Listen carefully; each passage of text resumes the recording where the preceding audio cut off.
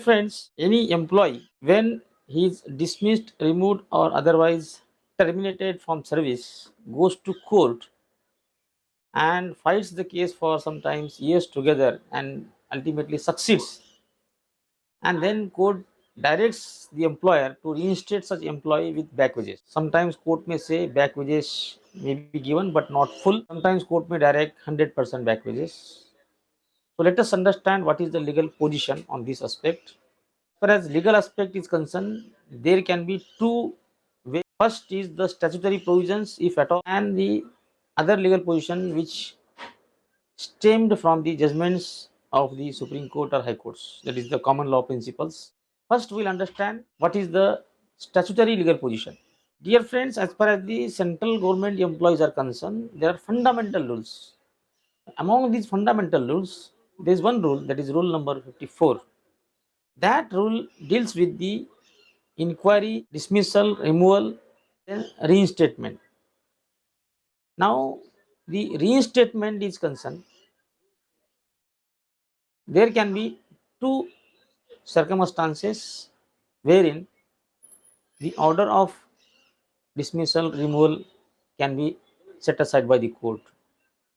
Now, first case may be where misconduct itself has not been proven and there is no evidence supporting misconduct, and despite that the employee has been punished for misconduct which he did not do, or which at all was not proven in the inquiry, and ultimately the appellate authority itself sometimes, or the court or the tribunal, may come to conclusion that the misconduct itself was not proven.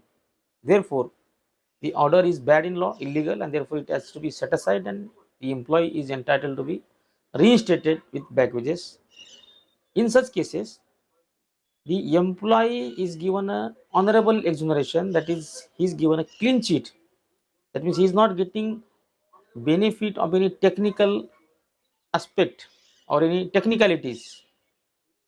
Therefore, in such cases, rule says that the employee is entitled to 100% back wages, that is full pay and allowances for the entire period during which employee was kept out of the job by way of passing such illegal order, which ultimately was set aside by the court, as I said. Now, second example, when the case doesn't fall into the first category, that means the order of removal or dismissal or termination is set aside, but not on such ground that the misconduct was not proven or there was no evidence, etc., but on the ground that the procedure laid down under the rules under which inquiry is held was not followed, or the inquiry was held in violation of principles of natural justice, or the procedural aspect, procedural irregularity, which actually amounted to gross illegality and therefore rendering the order itself illegal, suggesting that though there was a misconduct on the part of inquiry, but the employer has not followed the principle of natural justice, or the employee was not given a fair opportunity, or there was no fairness in action while punishing such employee.